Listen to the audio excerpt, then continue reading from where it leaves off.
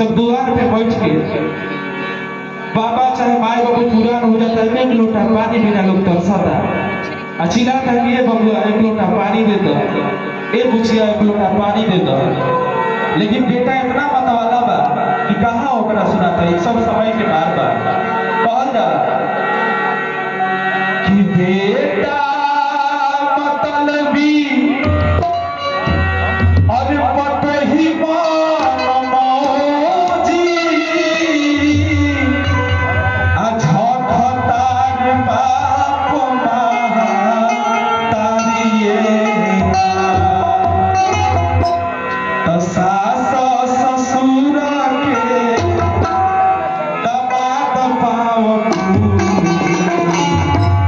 सब